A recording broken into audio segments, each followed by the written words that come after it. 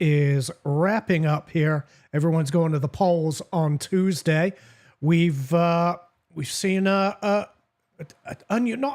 shouldn't say an unusual campaign. Let's say a very active campaigning season this time around.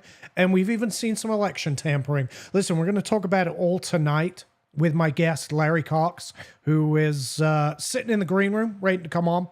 We're going to run the countdown, give people time to tune in, and we'll be right back.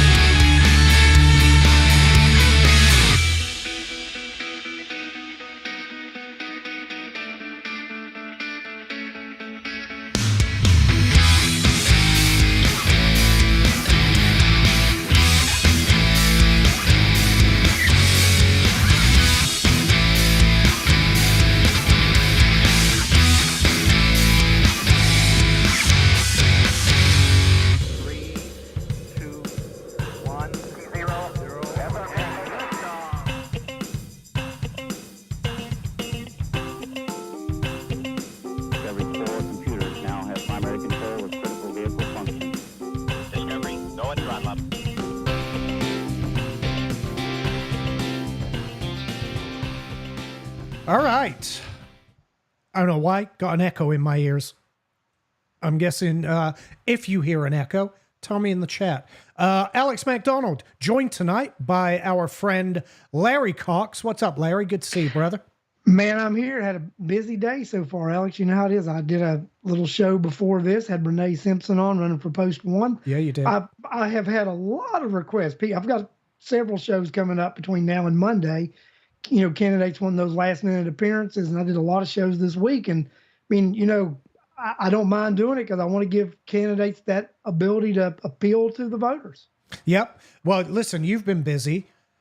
It's coming to the end, for now at least, anyway, barring runoffs and, of course, the election in November.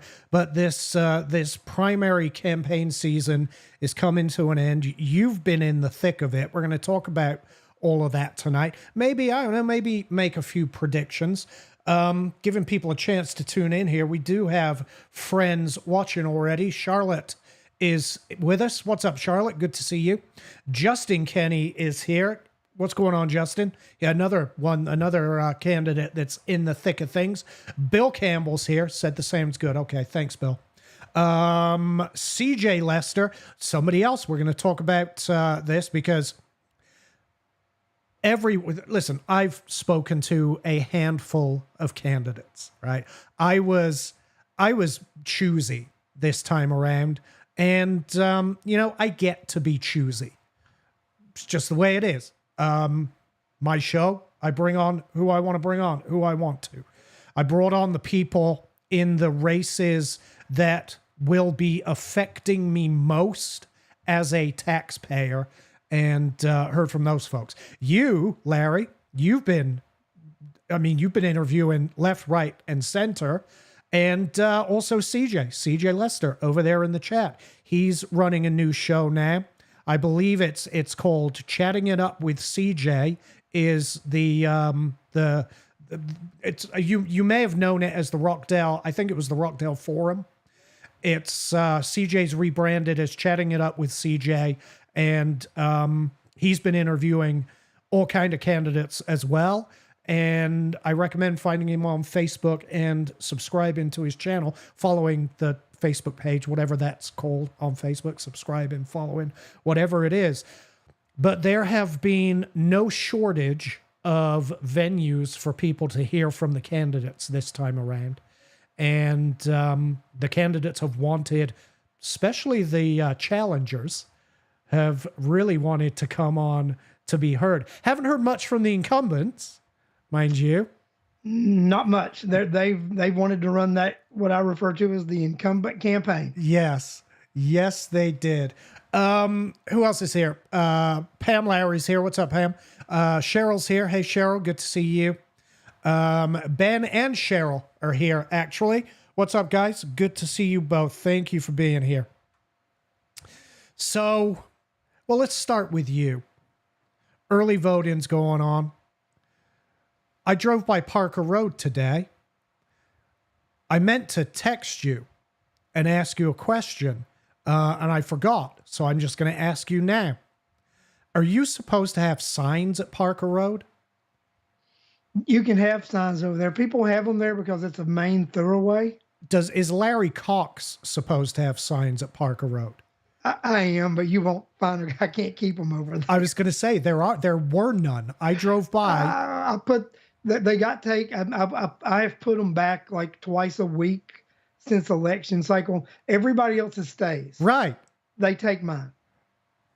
It's when that happens, Alex, you're targeted. Yeah. Oh, yeah. And I drove by and I'm thinking, well, I know he would have, because I know you. I know you're going to put it. You're a busy. You're not a lazy person. You are a busy man, and when you campaign for something, you campaign hard. I know you're going to be putting out signs, and I drove by today, and I thought, well, that's a bit suspicious.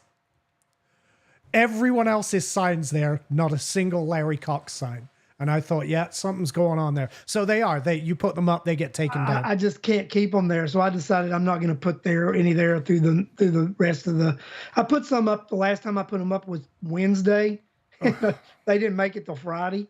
So I'm just like, I'm not putting them back. And you did see, if you came down Parker Road, right, that cut through that comes by Levitt's, you know what I'm talking about, yes. Off of 138? Yes. I put some more back there. Those signs stayed there for about 2 months. And in the last 2 weeks, I've put like 4 sets there. And they are just having a different, I've put a lot of different signs in places in the last 2 weeks. Different, like in front of the schools, they're getting taken left and right. Other people's are staying, but Alex, one thing the signs, they don't win you elections. They help you with name recognition, but this is the thing about it. I know the game that's played with that, so I just buy enough that I just can replace them and not worry about it. Yeah, I hear you. Seems. Listen, we've seen. I was going to be snarky for a minute and say, well, he does love him some election tampering. So I don't know. But here's the thing. We don't know who's taking the signs down. Obviously, it's somebody I would assume somebody with skin in the game who you're either a threat to or a challenge to. But who knows? But yeah, I thought it was a bit shady. Speaking of election tampering, we have seen a bit of election tampering this go around, haven't we? We have. The superintendent of schools sending out cease and desist letters, which we have, right? We have the emails. We know they exist. Open records requests were submitted for the emails, and privilege was claimed.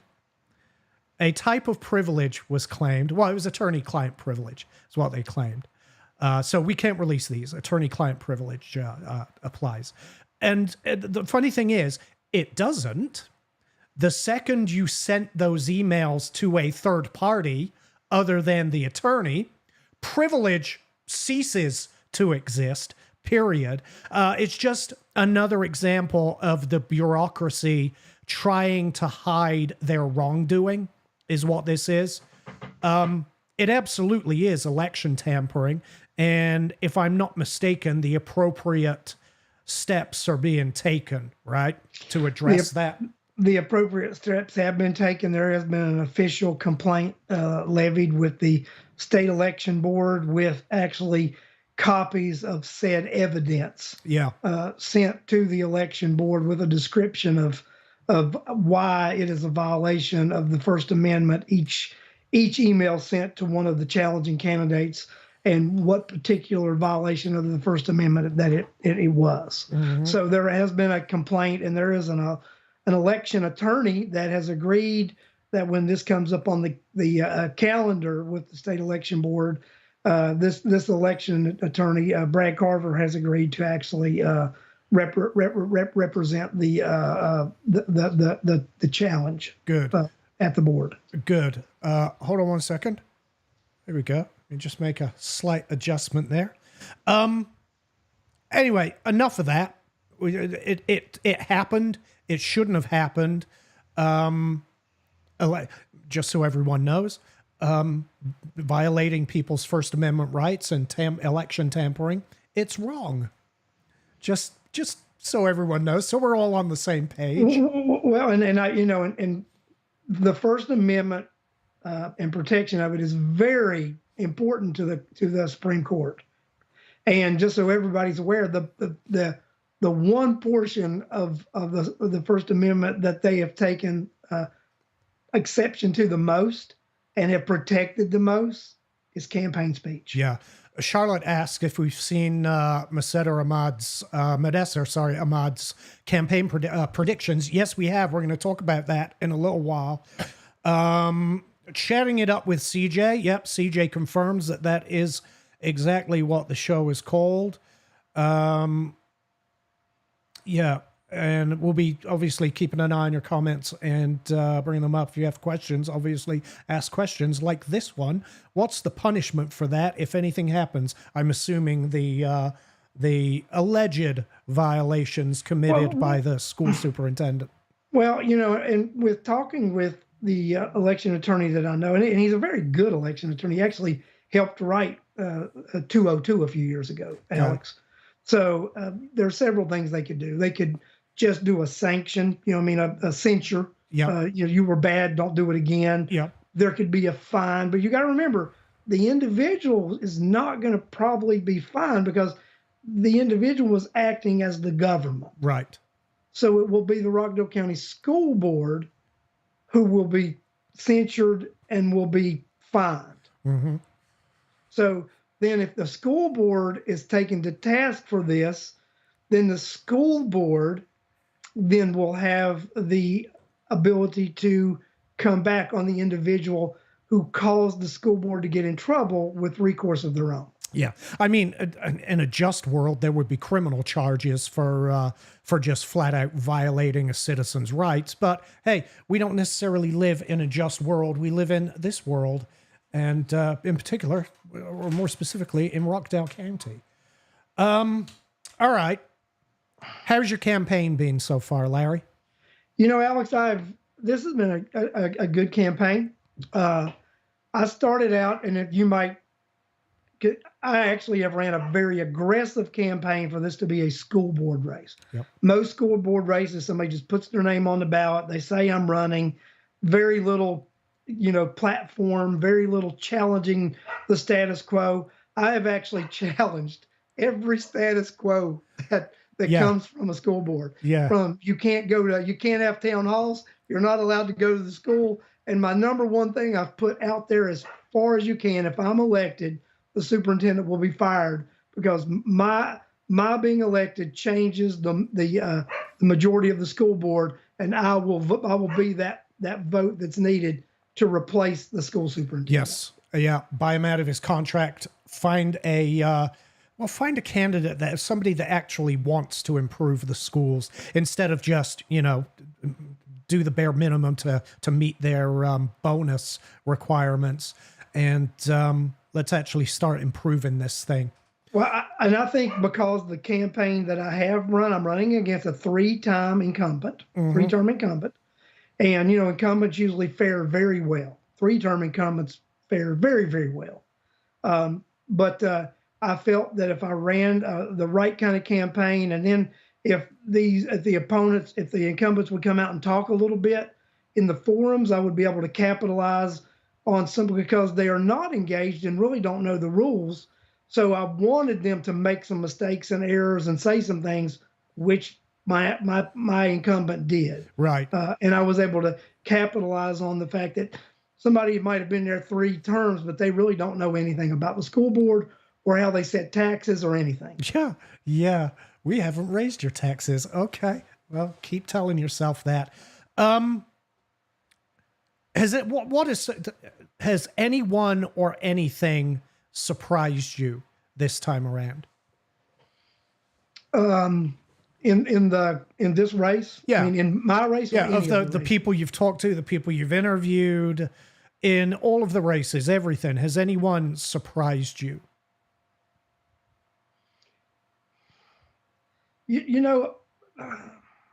I've been surprised a lot by just some of the candidates don't seem to really have a grasp on the job they're running for. And Right. and I don't know if you've noticed that in some of my interviews. Oh, I have. And that's been concerning for me. But, I look at it this way. You got a lot of people that are running for the first time and, they're not as studied. I mean, and I can't use myself as a normal example. I'm a political geek and I know that.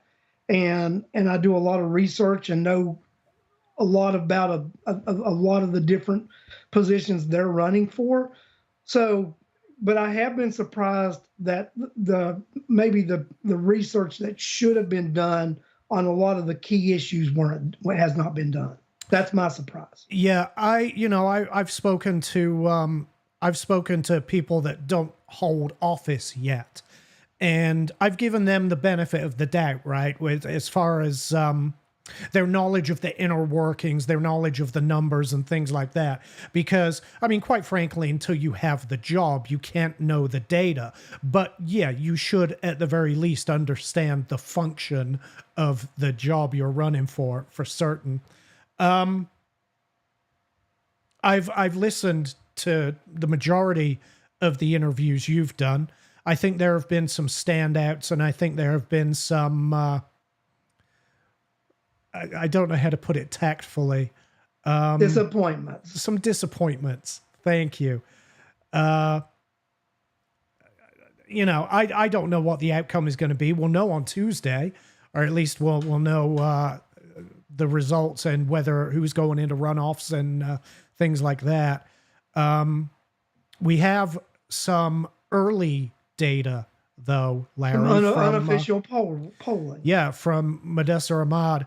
Well, I don't know. I'm tempted to call it official polling data, to be honest with you, because it's as official as the other guys, it's right? Absolutely as official as any other. Modessa Ahmad has been polling. He's polled 965 people who have voted early. They've already voted, and in the 3 races he has published data for, Eric Levitt is holding 76.8% of the vote, which is it's almost 30 points more than he got the last time around. Yeah, he was 22, just over 22. He was over 55, wasn't it? Was it? I thought it was like 52. No, he got 55. Okay.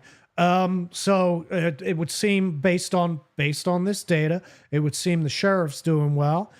Judge Cuthbert, 68.4. And I think he got around 70% last time. Yeah, that's one of the. We'll talk about you in a second. That's one of the races where a candidate, if I'm being honest, pleasantly surprised me. Listen, I love Clarence Cuthbert. I think he is a really, really good man. And he's a subject matter expert. He knows his job and he does it well. However, Judge Wood, Maureen Wood, she's impressed me this campaign season. A lot of it is just how busy and how engaged she has been out in the community with people. And then I've heard her. I heard her on CJ's show. I watched his interview with Judge Wood, and I thought she did a really good job. I thought she carried herself well. However, you have don't you have Judge Cuthbert coming on? I do have him coming on tomorrow night. He wants to just come on and clarify a couple of things that he doesn't feel he's been able to actually communicate well enough, and he wanted to get an opportunity to come on. And Judge and I've known Judge for a long time. I support him, so I wanted to give him an opportunity to come on and clarify some things that he wants to clarify. Mm-hmm. Yeah. I don't know what those issues are. I'm assuming you do. We don't need to discuss them tonight. I don't have skin in that game. I didn't. I've interviewed Judge Cuthbert a couple of times in the past. I know Judge Cuthbert. I mean, we're not besties or anything like that. I know the man. I have an awful lot of respect for the man, and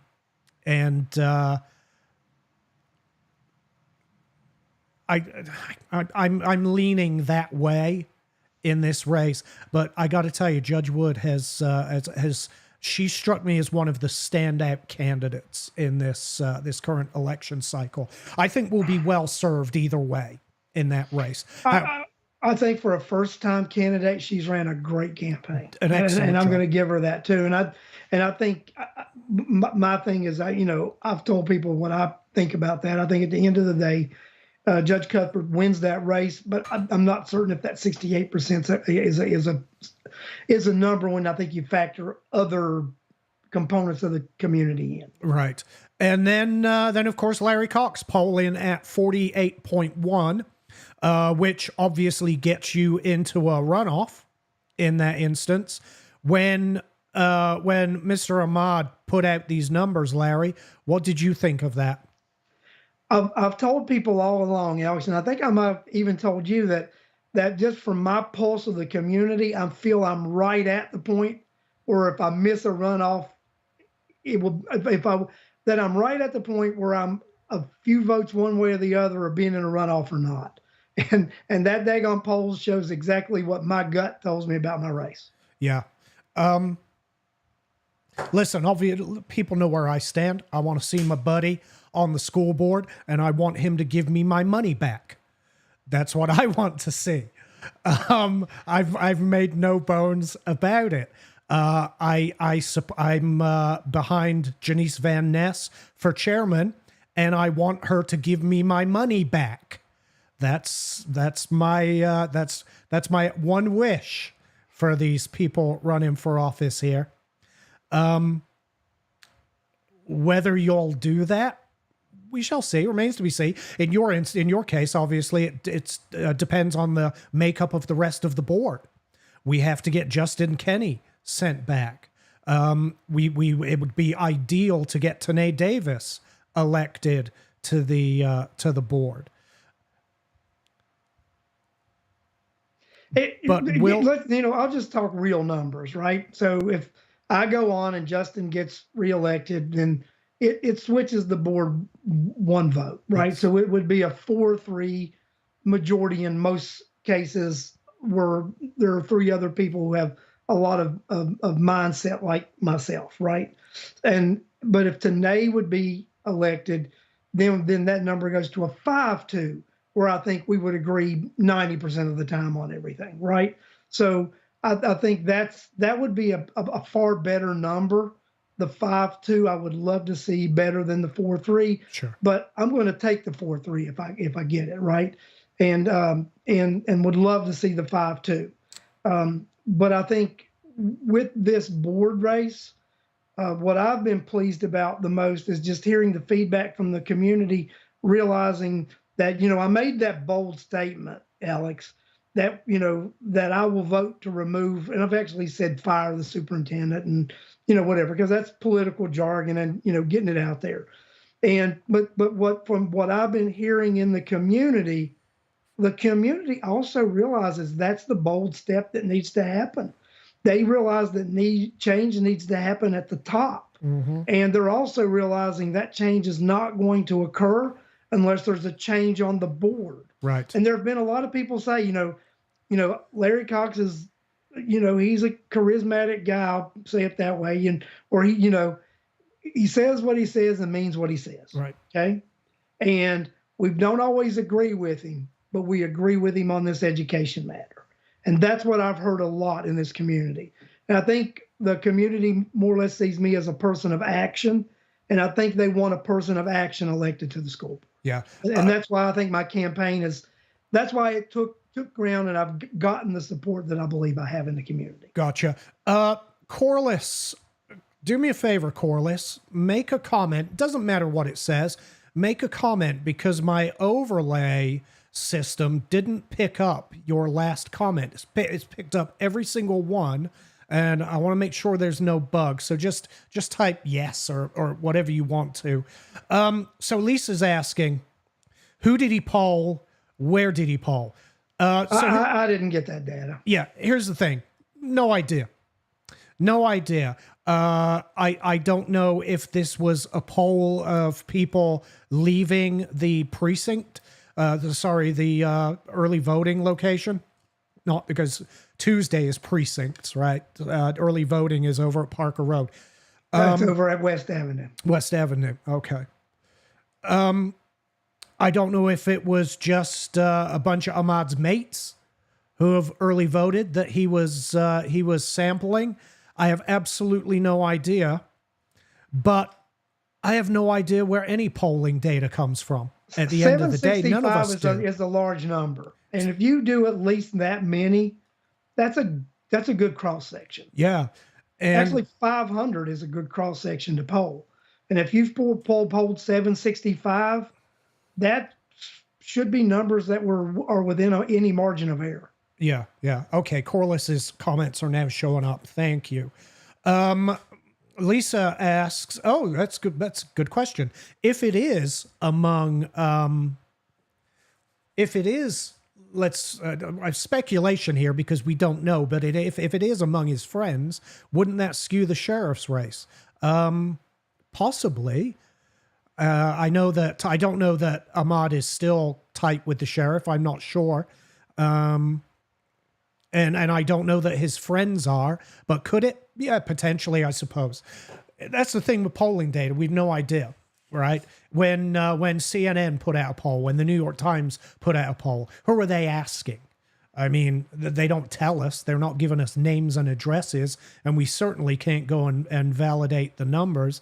We just we somehow trust the data. So I'm considering this data as valid as any other polling. Well, and I think we've all got to ask ourselves a question, Alex. When you ask yourself this question, how many people would anybody consider actually a close enough friend that you would know how they're going to vote? I don't think any of us have.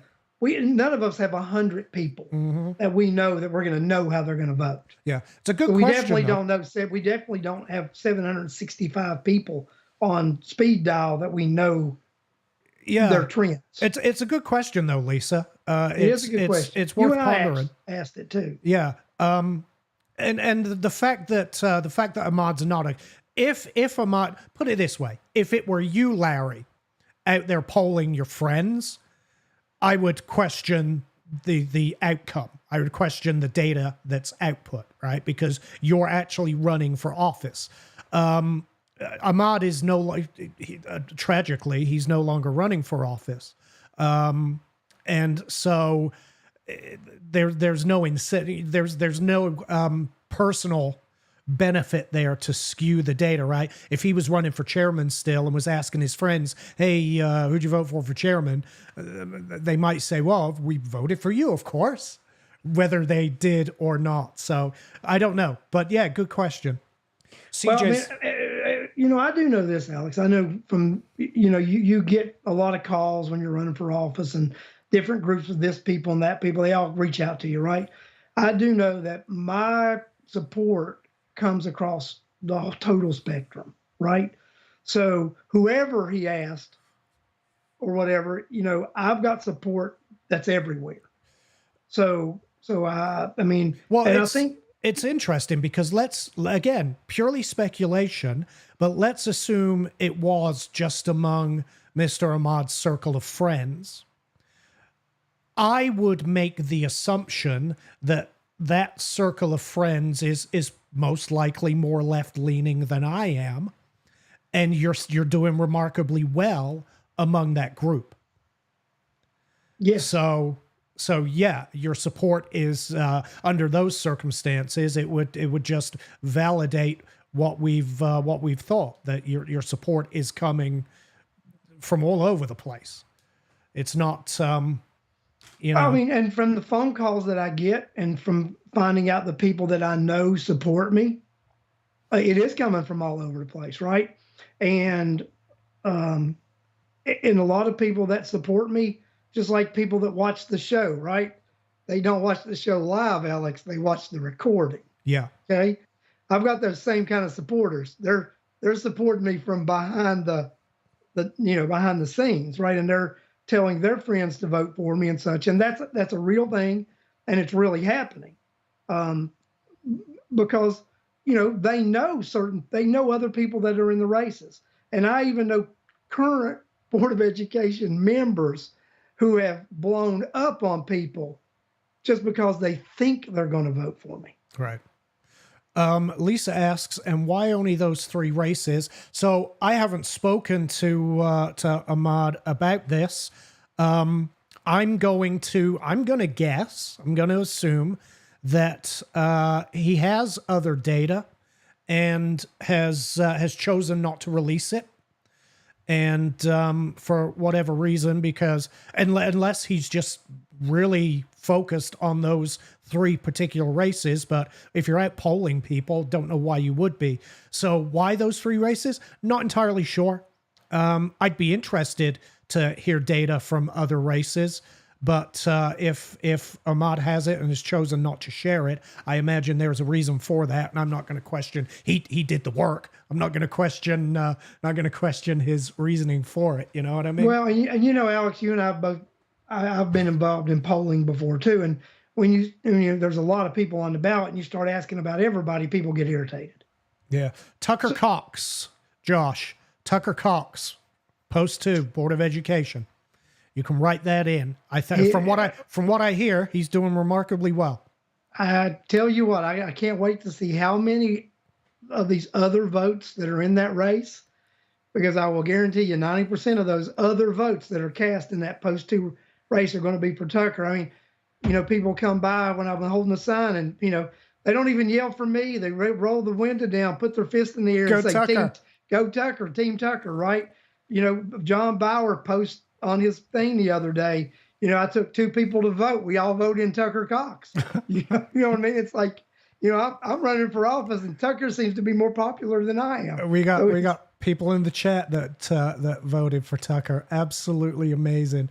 Listen, it's a protest vote, right, Alex? And that's a real thing. I'd rather see the Chihuahua, to be honest with you.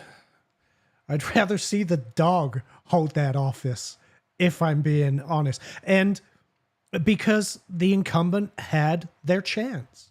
They had their opportunity and screwed us. At the end of the day, we got shafted.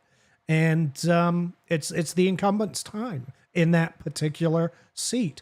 However, there's one that needs to go back, and that's Justin. he needs to get sent back because he's on he's not on the same page I am, because I'm on the give me back my money page, obviously. Yes, you are, Alex. Justin is on the we need to fix this education system page, which is it's important, obviously. I don't think it's me personally, I don't think it's as important as giving me back my money, but he has a point. Let's fix the education system. So yeah, Justin absolutely has to go back, and Larry needs to jump in there with him, and hopefully Tanae. But maybe I'll give Ahmad a call and ask him if he has any other data that he's willing to share, and maybe jump back on here maybe Tuesday. Maybe Tuesday we'll watch the results. What are you doing Tuesday? I'm going to tell you what I'm going to do Tuesday. I'm going to go over and watch voting be counted, right? Okay. So Cynthia put out, when we had a meeting last week and she told us how things were going to go down, right? By 7:15, Alex, I should be able to give you data that you should be able to predict the election. Okay. She is going to give us the results from mail-in and early voting in person by 7:15. Okay. And let me just give you some numbers real quick. As of Friday, the combined vote count of people who requested mail-in ballots and those who voted in person are 8,057 votes. Okay. That was 680 mail ballots requested and 7,377 ballots cast in person at early voting. Of those, 748 were Republican ballots, 7,164 were Democrat ballots, and 145 were nonpartisan ballots. A lot of Republican crossover voting going on there. Well, you can see that's under 10%, right? Yeah. It's 8 point something, whatever, right? 9%, whatever. Yeah. So there, when you look back at historical data, anywhere from 30 to 34% where should be the Republican percent. Yeah. CJ's got a question for you. You and two others, but you can answer for yourself. Will Larry, Justin, and Tanae be in favor of holding a town hall with young people to hear them and what they have to say about the school system and other topics? The last people you should be asking, but whatever, Larry, you can answer that question. Well, Alex, I actually intend on having town halls, which was controversial until it wasn't controversial anymore, right? Right. But I also mentioned about putting my community committee together, right? Which on that committee, I intend to have students on it. Who knows? I want to actually have people on it who it impacts, right? So I want to have a committee, an advisory committee made up of teachers, administrators, school board members, and students, and the community, so we can discuss what our problems are with education and come up with resolutions for them. Because CJ's not talking about students; he's talking about just in general young people who have already graduated. I'm going to have town halls, and I'm going to invite everybody. And just think about it: if you're young and you want to come to it, right now they've never. This is just fact. No Board of Education member has held a town hall, Alex. Right. It's just fact. If I'm elected, well, let me put it, when I'm elected, I will have my first town hall in September before I take office in January. I will have another one in November so that I can feel the pulse of the people, so that I can have issues that they want me to tackle as a board member. So you can hit the ground running. So I can hit the ground running. And then I also have some things that I want to try to accomplish. What I would love to do is I want to talk to the people, the incoming board, and because there are 3 of us are allowed to speak at a time, right? And I'd love to have these little 3-member cluster meetings and put together a 90-day plan on what we need to do the first 90 days. Because even those people who are coming back are going to have to realize, when I'm elected and Justin is reelected, superintendent is not going to be the superintendent January 2nd. That's just or the whatever we have. The process will be underway. The process will be underway. So we're going to have to determine. We need to talk ahead of time. This is a reality. This is going to happen. The superintendent is going to be released. We're going to buy his contract out, and we're going to start the process of looking for a new superintendent. But also, there are several policies that I think that are not in place now that need to be in place. And we're going to put policies in place, look at curriculum, look at different things, so that the school system is not run in secret and it's not run behind closed doors. That it's run in the open, where people can actually understand the rules and the policies. Right, right. Lisa agrees with you. I think students, including students, is an amazing idea. Let them have input in their education. I mean, okay, they're just going to ask probably for longer breaks and snowball machines left, right, and center. Well, but whatever. Let me tell you, Alex. I mean, you know what kind of kids you're going to have that wants to be on that? You're going to have the student union president and the debate club kids. You're going to have me. I know. You're going to have me when I was 18 years old. I'm being facetious. I know, I'm not a fan of kids. I'm not a fan of the school system in general. I'm just being a bit sarcastic. No, of course, I think their input is valuable. Doesn't mean we have to, necessarily do everything they want and everything they demand, of course, because they're kids.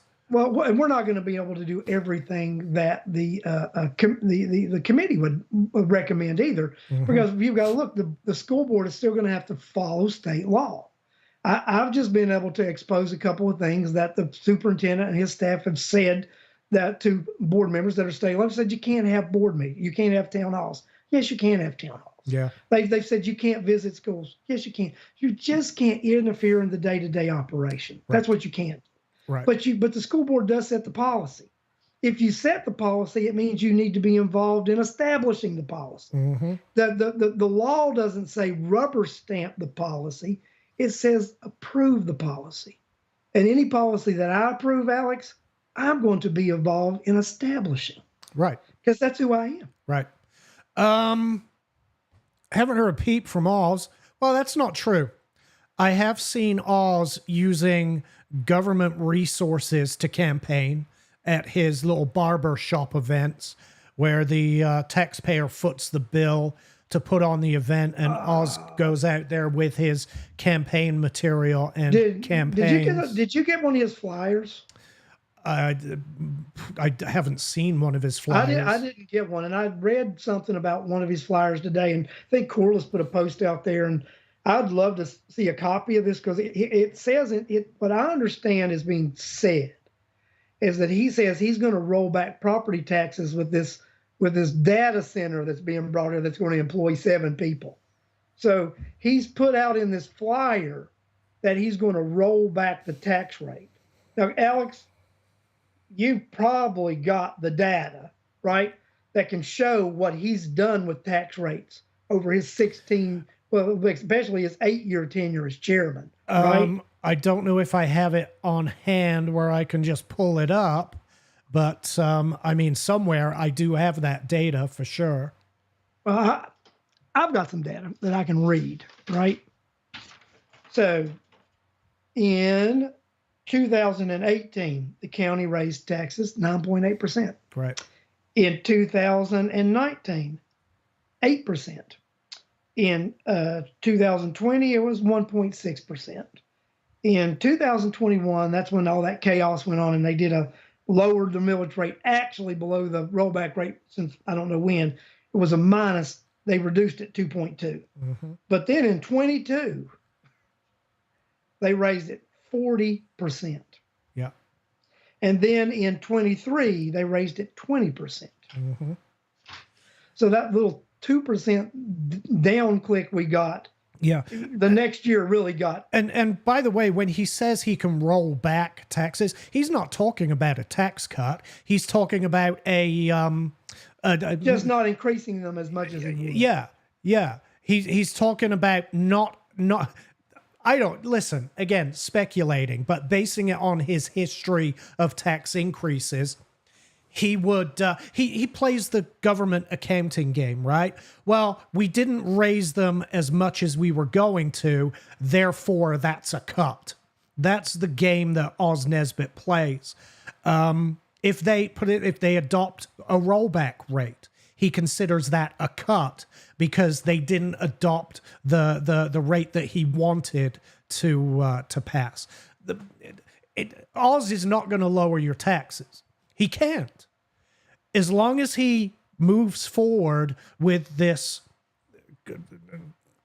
whatever, I don't know. I'm hesitant to call it a courthouse project. It's an administrative. Call it what I call it.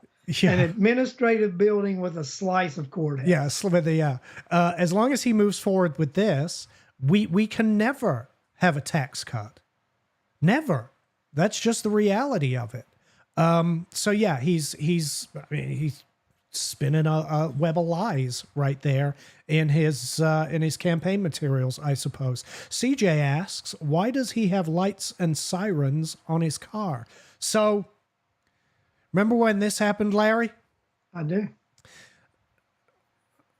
I got years ago, this was, and it's interesting because I sent this data to. I just sent you a copy of the mailer to your phone. Do you want me to email it to you? No, to my phone is fine. It's interesting because I sent this information over to Corliss here just recently. Oh, yeah, I see it. Let me get this sent over to the computer. Maybe we can bring this up. He says it actually will roll back your property taxes for individual homeowners once the project is completed. He's amazing. I don't remember. I think it was 2000 and I'm not going to give a year. I can't remember the year. But I got sent some receipts from a auto installer who had installed emergency lights and sirens on the chairman's car and the, at the time, chief of staff, who was Corey Hambrick. Corey Hambrick had blue lights installed on his car. And these aren't their personal private vehicles. These are their county-provided, unmarked vehicles. Corey had blue lights and sirens installed on his vehicle, and Oz had red and white lights installed on his vehicle. So I contacted twofold. I contacted the sheriff, then I contacted the county because they have to have a permit for these things, right? Mm-hmm. And I spoke to the sheriff and I said, did you authorize and the sheriff said no. The sheriff said they came to me and I refused to do it because there's absolutely no reason for either of these people to have law enforcement emergency lights on their vehicles. So then I sent an open records request to the county asking for the permit. And the law is very clear. You have to have the permit before you even get them installed. And this was on, I'm going to give an example. This is just a date I'm pulling out of my behind, April 15th. Okay. A few days later, I got a response from the county and they had attached an application, a copy of the application for the permit that was dated April 15th. They didn't even apply for the permit until the day I submitted my open records request, Larry. Here's the interesting thing. The sheriff didn't sign off on the application for the chairman, so he went to Dan Morgan, who was fire chief at the time, and Dan Morgan signed off on Oz's application. And then Oz, how can I put, again, I'm trying to think of a tactful way to put this. Disgraced former police officer. Thank you. A disgraced former police officer. Oz himself signed off on Corey Hambrick's blue light permit. Now, I don't know how that works. I don't know how first of all, I don't know how the fire chief is able to sign off on Oz's, possibly because it was red and white lights and not blue lights. And so the fire chief had the authority to do that. Shouldn't have done it. If the sheriff of the county, the chief law enforcement official in the county said, no, I'm not signing off on that, then absolutely the fire chief should have not signed off on it. But it confuses me even more how Oz Nesbitt was able to sign off on a blue light permit for his chief of staff. I just don't get it, but it happened, and that doesn't answer his question of why they have the lights. It just tells you I how can answer that question. He doesn't want to get stuck in traffic. No, I can answer that question just because he wanted them. Mm-hmm. He did, and he had the authority to authorize it, and he did. We had people at the time. We had people calling in who had seen him. There was an accident at the off ramp from I-20 onto 138. There was an accident there, and somebody called in and said, "Yeah, I saw him turn his lights on and whiz through that traffic." There was one incident where there was a queue of cars trying to get into the recycling center, and somebody said, "Yeah, Oz flipped on his lights, bypassed the entire queue, and pulled on in." And I don't know if he was on official business or not. Maybe he was, benefit of the doubt and all. But it was probably most likely he used his lights that he didn't have a permit for to not have to sit in line like one of the proletariat, like one of the paupers, Larry. So allegedly, may as well add that. They got the lights just because he wanted them. That's why, Alex, because he wanted them. Yeah, may as well add that just in case I get a cease and desist. Corey, I don't believe Corey has lights now. Obviously, he's not chief of staff anymore, and he may soon have lights. He's running for sheriff. So Corey, so yeah, that was before. That was before Corey was no longer chief of staff. Let's put it that way. Yeah. Rockdale County, man. You can't make this stuff up. I swear to God. Let's talk about the chairman race since we've brought it up and you've got Oz's flyer and all this. Oh, yeah. Let me drag that over. Bear with me. That's an interesting, that's one of the more interesting races also. The chairperson race. Yeah. When you've got 3 people running who actually at one time served on the board together. Oh yeah, that's right. Because Richard was the chairman, Oz was post 1, and Janice was post 2. All right. So where are we looking on this thing? Very top. Very top. Economic development. All right. Let me clip this down and bear with me, folks. Actually, you know what? I'll do this so you don't have to watch me. Oh, shoot. Okay, now I have a spinning, there we go, spinning ball of death, Larry. So hopefully we're still live. We're still live. Okay, good. Let me try to zoom in on this and then bring it up so people can actually read what it says. So the very top paragraph, right? Yeah, and it's actually the last sentence. Okay. The last 2 sentences, actually. The last bullet print. If there's 3 bullet points, it'll actually be the last bullet point. All right. Well, let me make this a little bit bigger and publish that. All right. So with the projected additional corporate tax revenue, the county chairman Nesbitt, the county in parentheses, no, it's not. It's Chairman Nesbitt. He's fully responsible. Will roll back property taxes for individual homeowners once the project is completed. Yeah, I call bullshit on that one. Just look at this man's track record of taxation. That's all you have to do. If you want to know what Oz Nesbitt's going to do to your taxes, look at his track record. That's it. In particular, the last couple of years, the 40% increase and then a 20%. Yeah. Mm-hmm. Yeah. And then factor in this Oz's Taj Mahal and the fact that, listen, the tax increases are unlimited. That's their words. It says it in the enacting in the bond agreement. Yeah, that's bond agreements that were approved by a judge who at the first meeting I went to said he had a conflict because he owned property and intended to make money off of it. Yeah. When the courthouse went in Old Town. Yeah. But yeah, this guy approved the bonds. Right. But yeah, we got Richard Oden running, who has obviously served before. He served as chairman. Janice, who served as post 2 commissioner, she's running. I don't know who all. Brian Jenkins, of course, is in the race. Who else is in that race? Anybody? Dr. Jim Saddlebuck. That's right. Oh, God, yeah. Sorry, I forgot that name. Yeah. And you know, and with you know, with the three that I consider the contenders, right? Of those three, 2 of them will be in a runoff, and it will be Janice, Richard, or Oz. Mm-hmm. 2 of those 3 will be in a runoff. CJ, well, I was faffing with images. I turned off my overlay.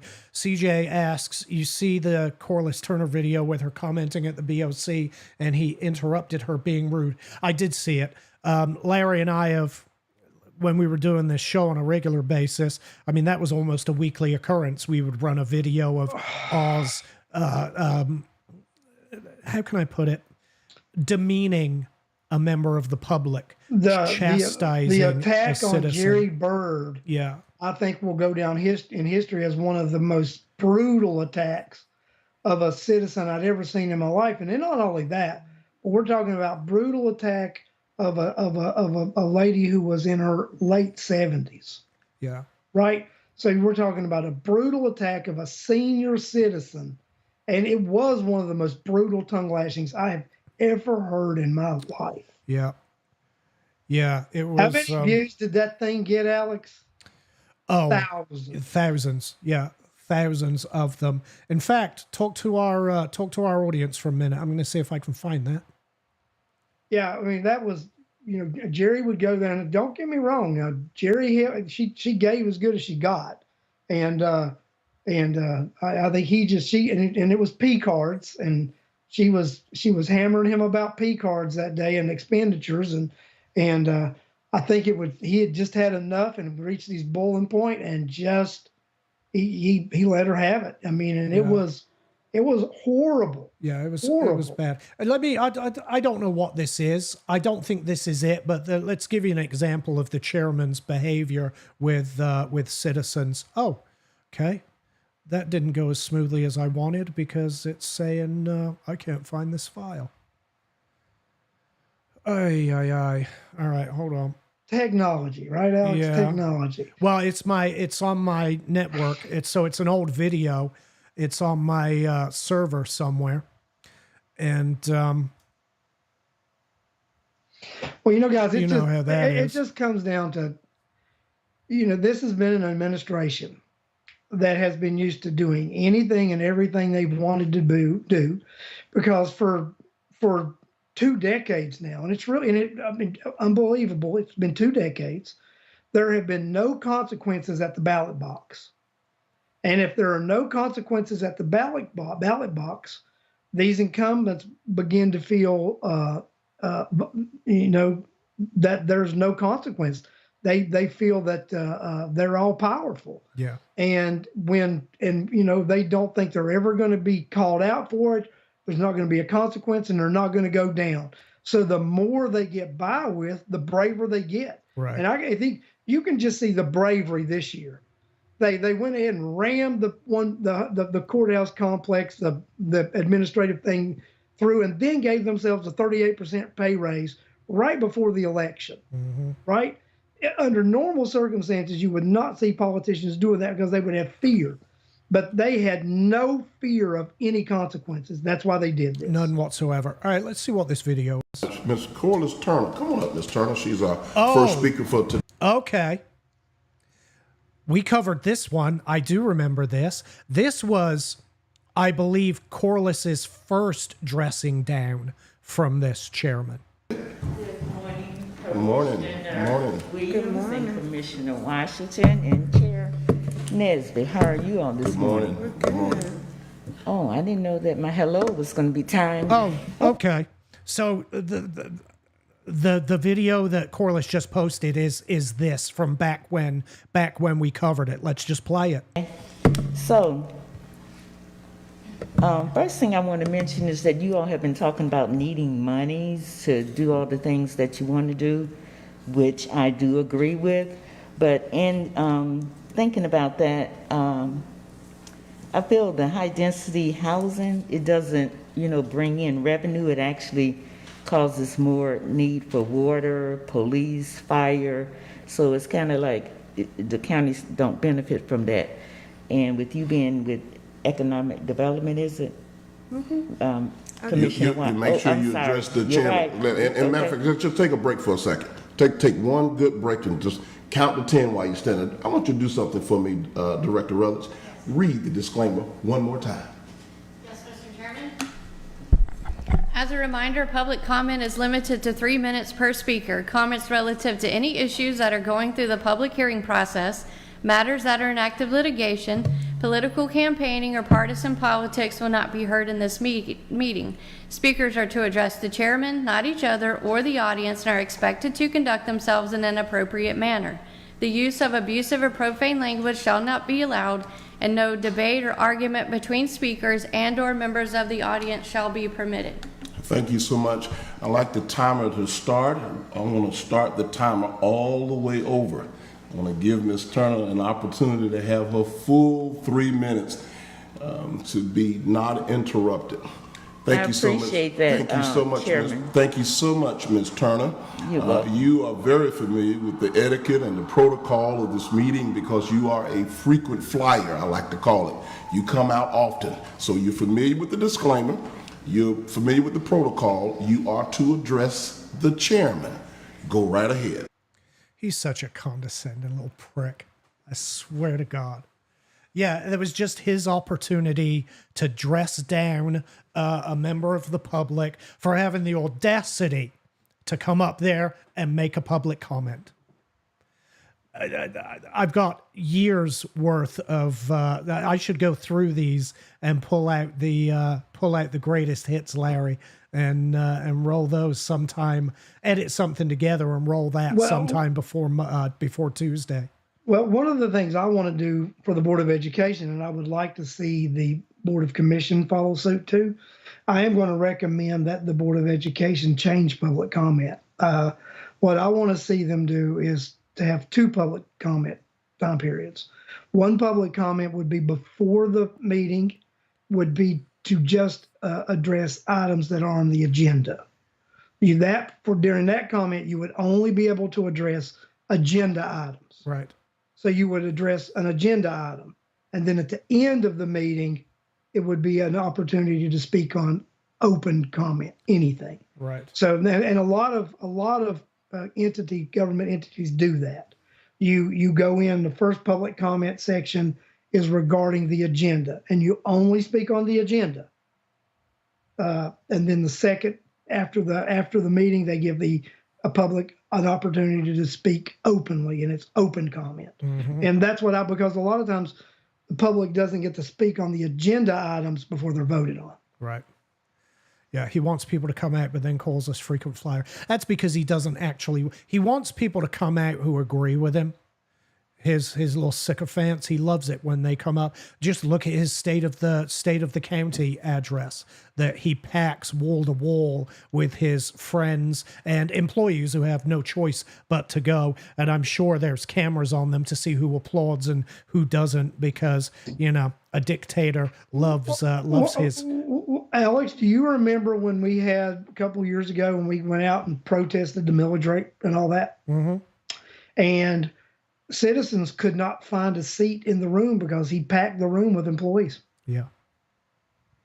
Yeah. Citizens were standing outside. Yeah. They were under the yard, and they were under orders to go. Yeah, they were. They were directed. They had to go. Because I think we got some ORRs that emails were sent directing directors to have their staff come to that meeting. But hey, listen, that's Oz Nesbitt for you. He's but I'm going to tell you, Alex, that's why I think this Tuesday we are going to see interesting election results, because I think voters can only put up with so much before they actually vote against, right? And I think you're going to see that this time. You're going to see that against vote, right? And this thing, man, don't get concerned about the low turnout, and I'll tell you why. Low voter turnout in these primaries is normal. They voters that vote in the primary are voters who are concerned about specific issues and specific things. General election voters are emotional voters. They're not issue voters. Okay. So the people who are going to vote in this primary are going to be people who are going to know who they're voting for and know why they're voting for the people they're voting for. Yeah. CJ said, and then you. He didn't name you, but just why. That was during Trashgate. You remember that one? Mm-hmm. That was amazing. Let me see if I have that. Because that was out of control. I think it was this one. Let's take a look. I appreciate doing that, but I want to let you know that Clayton County had emergency rental assistance. Okay, I've just conveniently found another Corliss Turner clip. In 2021 and 2022, Fulton $25 million for rental assistance, City of Conyers $250,000 for business and resident, DeKalb County $14 million for rental assistance. In August of 2021, $729,000. And what my purpose is that not one time have you all thought about the citizens. You did have a COVID incentive that was just recently, maybe last month, and they were giving away $50 gift cards. It was for testing. It did not state whether you had to have symptoms or not, and it was not advertised. I asked Sandra, I believe that's her name, over the senior center. She said that members of the senior center were called. I am not opposed to them doing that, but you didn't advertise it. All of this showing me that residents have never been considered in all of what you all are doing. So, and one more thing, do I have a second? Unfortunately, Ms. Turner, I know you're not going to give me no extra time, but I appreciate what you did give me. Okay, let me start here. Thank you for all that you do on behalf of the citizens of Rockdale County. I want to bring a point of clarity because I'm going to do something different this year. I think I'm going to start right now. Each week, when we have public comment and folks come in and they speak stuff that is incorrect, and this broadcast is publicly broadcast for those citizens who are watching Channel 23, who subscribe to Comcast and Xfinity. For those citizens who watch this broadcast, when they hear any citizen come up and they speak incorrectly, or they speak with information that does not match up with the county in terms of what we've already talked about. To give you an example, I didn't reference 1,000 citizens because guess what? Rockdale County has nearly 95,000 residents. We have nearly 1,000 employees. That includes the Rockdale County Sheriff's Office and the Rockdale County Fire and Rescue Department and all other county departments. In addition to that, we talked multiple times last year about the fact that Rockdale County is the second smallest county in the state of Georgia. We don't receive federal funding the way that larger counties receive, such as larger counties, watch this, Fulton, DeKalb, Cobb, Gwinnett. They receive their funding directly to their county operations. A county like Rockdale County, we have to stand in line and wait. Wait for who? I'm glad you asked. The governor to give us our funding. We take public safety very seriously, and that's why on last week, our CFO gave a wonderful presentation that was not limited to public safety professionals. Public safety professionals, sheriff's deputies, fire and rescue, E911, EMA. It's obvious and evident by the showing of detention deputies here from the Rockdale County Sheriff's Office that there is a need for us to make sure that we can pay our employees a fair market rate. Last year, due to our budget, we were not able to do it. So last week, our CFO came up and advocated on behalf of all three of these commissioners that's sitting on this dais. And you're going to hear more from these deputies this afternoon about their quest for fair and equal pay. me ask you a question, Larry. What happened with the splost money in the sheriff's office? You remember? Which time? Well, this was the first go around of what was it called? CARES Act, I think, funding.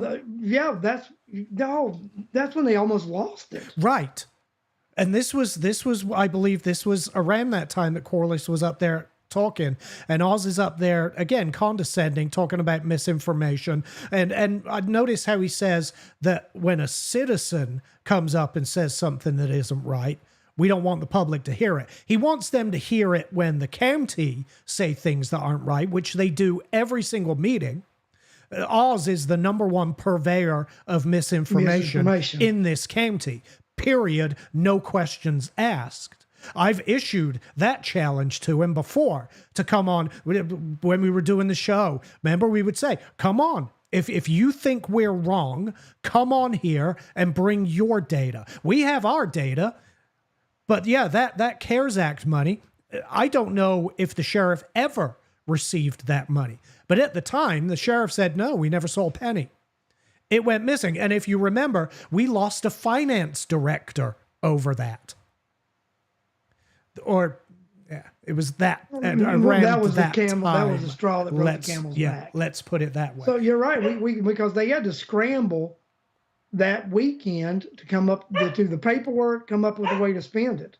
Yeah, he's an absolute piece of work. Yeah, I'm just going to go through these and come up with All's greatest hits and put something out hopefully before. Well, if it's not before Tuesday, it would be a waste of time. So, well, Alex, this is exactly why the voters are frustrated, right? They're frustrated. They're upset. They hear the chairman say this stuff. Then they hear the superintendent of schools always talking about how great the schools are, but the test results and the scores don't show that, right? And to be real, our graduation rates don't really show it, right? So I mean, so we're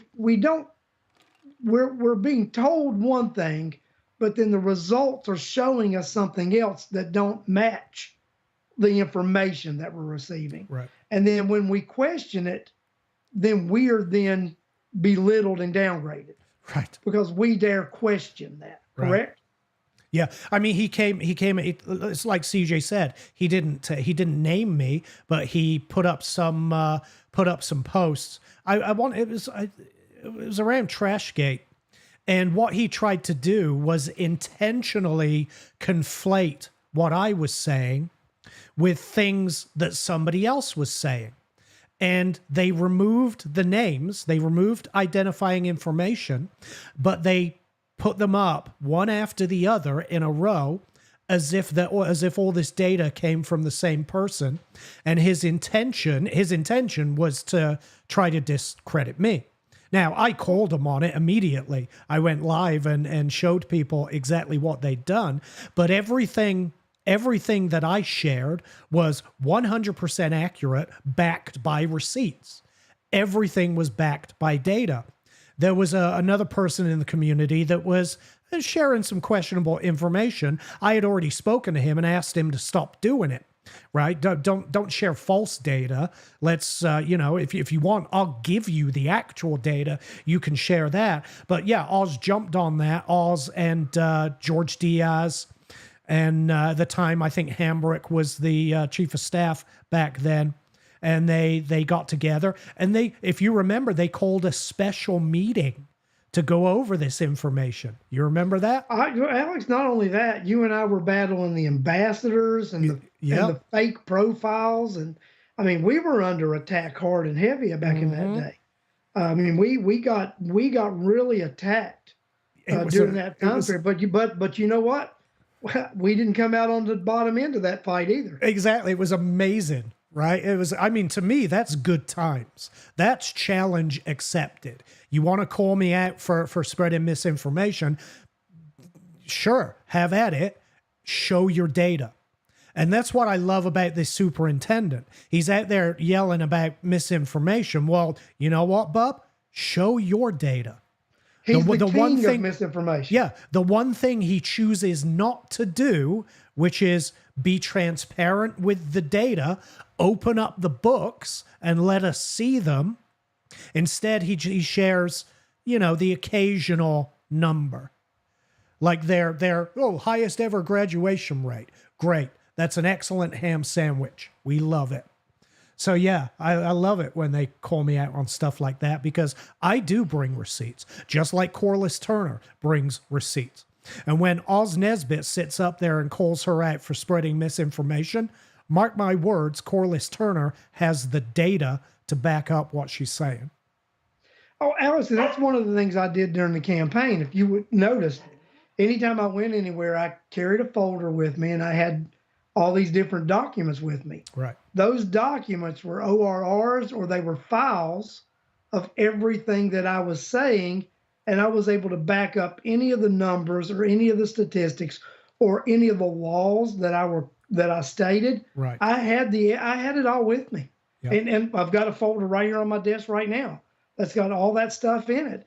And I made my mind up during this campaign. I was going to say some things that were going to be considered, controversial, or they weren't going to like, but I was going to have my documentation with me at all times. If somebody asked me about it, I was going to be able to show them documentation. Yeah. Yep. And that's what they hate. They hate data. They hate facts. And, because quite frankly, facts expose their misinformation. I was at a forum this year and I overheard a board member tell a constituent, because a constituent wanted to know, well, how do y'all confirm this when y'all go to the schools? What do y'all see? Oh, we don't go to the schools because state law, we're not allowed to go. I overheard that. And I thought, did I really overhear that? So I know that constituent. I talked to him a couple of days later. Did I hear what I think I heard? Yes, Larry, you heard. This is what I asked. This is what I was told. I had an ORR done and asked what the policy was, what was the state law that stated a board member could not visit a school, and what was the county policy. Right. Well, there was no state law and there is no county policy. It's just something they like to say to prevent it from happening. Just something they say. Yeah. And then, like I said, but that's dangerous. Yeah. When you have and I actually think that board member believed it, Alex. I actually think they believed it because they were told by the superintendent. I'm probably going to butcher a name, and I really apologize. I'm going to go out on a limb and assume the V is silent, and your name is Yuko. Yuko says, once Oz is gone, a forensic audit needs to be done before anyone else takes over. I would agree with that, and I would agree with that for this reason. Current mismanagement of funds. That is our former finance director on a call with shouldn't surprise any of us. Corliss Turner, Bill Campbell was on there. Some real stalwarts of the community, people who are out there fighting. Well, unfortunately, it can't happen before the other people take office, because the people who take office are going to have to be the people to. Yeah, they're going to have to be the ones that authorize it. But I agree that one should take place, because that's our finance director. Or they need to know what they're stepping into. Yeah, our former finance director, who surprisingly, strangely, I don't know why, but like 2 weeks after we aired this, he was no longer with the county. Couldn't put two and two together there, Larry. Let's hear a little bit more from him. The financial literacy of this board is not where it should be. I agree. And that's why, for me, that we have myself, we have consultants, financial consultants, who are saying one thing, and we have a board that wants to go in another direction. Okay. And so I need some assistance in trying to make sure that we don't go in. I don't want to. My approach is simple. I don't want us to spend every single dollar we have, because we need to set aside dollars for a rainy day, because the community is going to come looking and saying, oh, we have this event that was unexpected, emergency, and we need to be in a position to be that safety net for the community. But if we keep spending dollars the way we spend dollars, we're not going to be able to be there. Our former finance director listen, if ever there were somebody waving red flags, raising the alarm bells, that was it. And yeah, a couple of weeks later, he was no longer with the county. Well, I think, Alex, when you and I both heard that recording, we both were like, I mean, that was, people have got to hear this because Yep. that actually, anything that's happening right now, should not be surprised of when you hear a man of that financial experience making those statements. That scared you and I both. And now, unfortunately, we're even in an even worse position than that because we have the PFA. They've issued bonds, or they are in the process of issuing bonds that are they're gonna have us in debt for the next at least 40 years, and that's just for the costs that we're currently aware of. The 140 that they've said we're going to spend. It's going to be well beyond 140 million. It'll be well above 140. That's just wishful thinking. Well beyond. But yes, I think we as taxpayers deserve a forensic audit. And yes, they're expensive. But you know what? If it turns up, even if it doesn't, even if all it does is reassure the taxpayers that, yes, your money is being managed well. I don't imagine that it would simply say that. I imagine it's going to come up with all kind of nefarious. 3 finance directors in as many years, Larry. It's going to turn up some shady shit, is what it's going to do. Don't quote me on that. It may be 3 finance directors in 5 years, but it is what it is. No, Alex, I agree. I think just so many things have happened. That's why this coming Tuesday is going to be a memorable election night in Rockdale County. Yes, it is. We're gonna have runoffs. We're gonna have, surprise winners. I mean, we're gonna have a lot. We're gonna have a lot. Yeah. Let's. I have something pulled up here. Take a look at this. This is information on voting. If you haven't voted yet, it's not too late to vote by mail. By the way, if you've received your ballot, you can still mail it as long as it's postmarked before Tuesday. It's going to be counted, so you can get your absentee mail-in ballot in. And then in-person voting on the day of the election is going to be at your assigned election day precinct. If you're not sure where that is, you can go to I believe on the county's website here, isn't it, Larry? You can look up your precinct. Yep. And also, Alex, if you by mail requested a Democrat ballot and decide you don't want to cast a Republican ballot and decide you want to cast a Democrat ballot instead, you have until 7 p.m. on the 21st to go to the Board of Elections and actually void that one and cast the ballot that you wish to. There you go. Ooh. And they've been having people do that, just so you know. People who have requested Republican ballots have been coming in to the Board of Election and trading them for Democrat ballots. Gotcha. So I don't know if this is new or not. They have this interactive voter precinct map, Larry, which if it's 16, it's correct. Which is quite nice.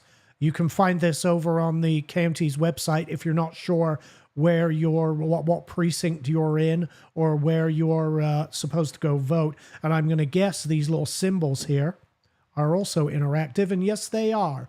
So St. Pius for a particular district. That's for St. Pius precinct, I guess. Honey Creek. And I think Fieldstone, you won't see one in there because I think they actually go over to the Board of Elections and vote. Okay, interesting. All right, so anyway, that's there. But yeah, remember, Tuesday is your precinct, not the early vote. Where West Avenue, is that where you said that was taking place? West Avenue, and I think the only precinct voting there is Fieldstone. Okay. I'm sure most people know where they're supposed to vote. They notify them. They actually send out notifications and everything. And if you go to West Avenue, they give you a map and tell you where to go. Yeah. I strongly believe we can have volunteers from our county who would be more than happy to help in the restoration of the county.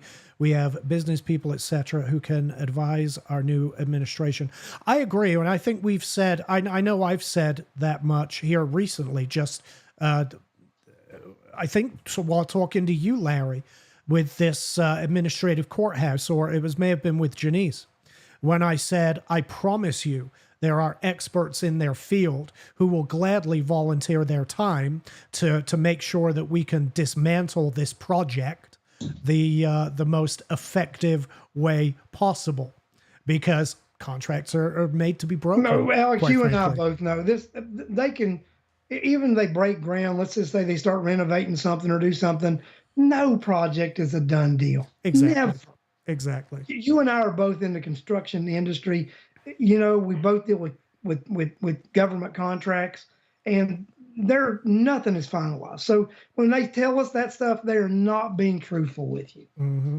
Nobody's being truthful with you. Yep. If they really, I mean, and beyond now, it may cost you a few dollars. Okay, not going to say it might not cost you a little bit of money to get out, but it's not going to cost you anywhere near $200 million to get out. Yeah, nowhere near. Nowhere You'll near. be able to pay the fee. You'll be able to pay the price of getting out of it, do your new project, and be nowhere near the cost of what this beast is going to cost. Right. That's right. All right. Let's wrap this up, shall we? Yep. Tuesday. If you haven't voted, of course, you can still do your mail-in vote if you've received your absentee ballot. Just make sure it's postmarked before Tuesday. Do Tuesday postmarks count? I think so. I think they might, but err on the side of caution. Try to get it postmarked Monday. Other than that, get out on Tuesday. Take a friend with you. Take a neighbor with you. Make a lunch date of it. Say we're gonna go vote, and then go frequent a local business for lunch. I recommend the Celtic Tavern. I quite like their fish and chips. They're not bad. So go take your friends, go vote, head off and grab lunch together, and have a few beers to celebrate the replacement of some of these clowns, as Larry likes to call them, who currently hold office. I'm not sure what I'll be doing Tuesday. I don't know if I'll be live, Larry. Well, if you do decide to go live, Feed me. You can feed me data. I'll actually feed you data, because like I said, at 7:15, I'm hoping to get a report that will be the mail-in and the in-person early voting, which that will be 8,000 votes, and that should give us a real indicator of what election night looks like. Yes. Yeah. CJ recommends Frankie's Place, a new hot dog place. In fact, I saw CJ's post about that the other day. I ate there Friday. And is it good? It was a good dog. Yes, I ate there Friday. It was a good dog. Lovely. I may take off work, go live with you if you want. Well, let's talk about it. Yeah. And by the way, again, folks, go find CJ's Chatting It Up with CJ. Go find it on Facebook, because he's been doing interviews with these candidates, and he's putting in the effort, and he's building a good little show over there, and a good resource for the community. And of course, Larry this week from Rockdale. Most of y'all are obviously following that page already. And Alex, this is what I have found, right? I have found that the shows like This Week from Rockdale, CJ's Chatted Up, This Week in Rockdale, you bring out a mothballs occasionally. These are important community shows, because we don't have local television. Right. We don't have local radio, and we really don't have a local newspaper. Mm-hmm. So these formats are a lot of times the way that people are actually to find, or a way to find out what's going on. You've got Voices of Rockdale. They do a newsletter and emails, and they're able to get information out. You've got the Rockdale Voter, who has a large email database now. Yes. And so you've got these private organizations, and that are able actually to get this out. And without these entities, you wouldn't know what the misinformation that the government feeds would be the only information we get. Yes. Yeah. And boy, oh boy, do they feed some misinformation. All right, Larry. Good luck on Tuesday. Thank you, Alex. I'm actually looking forward to Tuesday, and just put a lot of work in. But I want to thank everybody out there that supported me, because I've really had a lot of support across this community. But I do pledge that when I do win this election, I will keep the campaign pledges that I've made about community meetings, visiting the schools, attempting to get senior exemptions for our most vulnerable seniors, because that needs to happen. And also, like I said, the priority is to improve the educational system in Rockdale County. Yeah. Because if we can improve the educational system, get a control on taxes, then we might be able to grow Rockdale County in a positive manner. Yeah. And I know you've spoke about this. I don't know where you come down on it yet, but I will say this. I'll say this so I'm on the record. When you are elected to the Board of Education, I want you to keep doing your weekly show. I think it's important.